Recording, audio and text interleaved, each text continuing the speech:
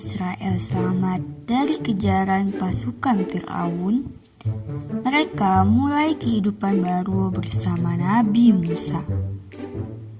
Pada suatu hari, Nabi Musa mengumumkan sesuatu kepada para kaumnya.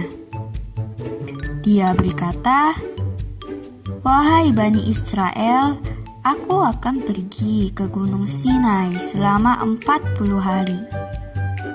Kata Nabi Musa, "Selama aku pergi, kalian harus tetap mematuhi ajaran Harun, saudaraku." Lanjut, kata Nabi Musa. Pada 30 hari kemudian, mengapa Nabi Musa belum kembali juga? Ini sudah melebihi hari yang dia janjikan, kata salah satu kaum Nabi Musa. "Apa mungkin dia sudah lupa pada kita?" tanya satunya lagi kepada yang lainnya. Seorang laki-laki Bani Israel bernama Asmiri membuat patung anak sapi emas dari emas-emas peninggalan Firaun. Lalu pada suatu hari, Samiri membujuk Bani Israel untuk menyembah patung sapi emas itu sementara waktu sampai Nabi Musa kembali. Dan pada akhirnya usaha Samiri berhasil.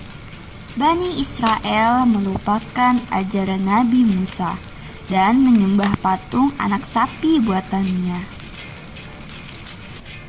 Melihat kejadian hal itu, Nabi Harun berusaha menasihati Bani Israel yang murtad agar bertobat. "Wahai kaumku, sesungguhnya kamu hanya diberi cobaan dengan patung anak sapi itu. Dan sesungguhnya Tuhanmu adalah Allah yang Maha Pengasih. Maka ikutilah aku dan taatilah perintahku," kata Nabi Harun kepada kaum Bani Israel yang murtad. Lalu Samiri menjawab, "Wahai Harun, kami akan tetap menyembah patung anak sapi ini sampai Musa kembali kepada kami," kata Samiri sambil mengacuhkan perintah Nabi Harun. Bani Israel tetap memilih dalam kesesatan. Mereka percaya dengan bujukan Samiri karena patung itu bisa mengeluarkan lenguhan seperti lenguhan sapi yang sebenarnya. Padahal, menurut banyak riwayat, suara lenguhan itu sebenarnya berasal dari suara angin yang masuk dari bagian belakang patung itu, lalu keluar dari bagian mulutnya. Setelah 40 hari kemudian, Nabi Musa kembali dengan membawa kitab Taurat. Dan betapa terkejutnya dia. Nabi Musa yang melihat kejadian tersebut bertanya kepada Nabi Harun, "Wahai Harun, mengapa saat kamu melihat kesesatan mereka, kamu tidak memperingatkan mereka?" tanya Nabi Musa kepada Nabi Harun. "Wahai putra ibuku, sesungguhnya aku telah menasihati mereka, namun mereka tidak menghiraukanku," kata Nabi Harun. Lalu Nabi Musa bergegas menemui Samiri. Nabi Musa berkata, "Pergilah kau, Samiri. Jangan pernah ikut campur urusan kami lagi.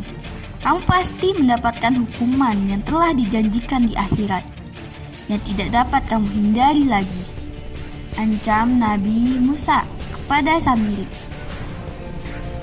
Dan pada akhirnya patung anak sapi itu pun dibakarnya. Selanjutnya Nabi Musa menemui kaumnya. Dia berseru kepada para kaumnya, "Wahai kaumku, Sesungguhnya kalian telah menganiaya diri kalian sendiri dengan menyembah patung anak sapi itu. Maka bertobatlah. Sesungguhnya Allah Maha Pengasih dan Penyayang, serta Maha Menerima taubat. Itulah kisah Nabi Harun alaihissalam. Semoga kisah tersebut bermanfaat dan menambah pengetahuan kalian ya. Wassalamualaikum warahmatullahi wabarakatuh. Sampai jumpa.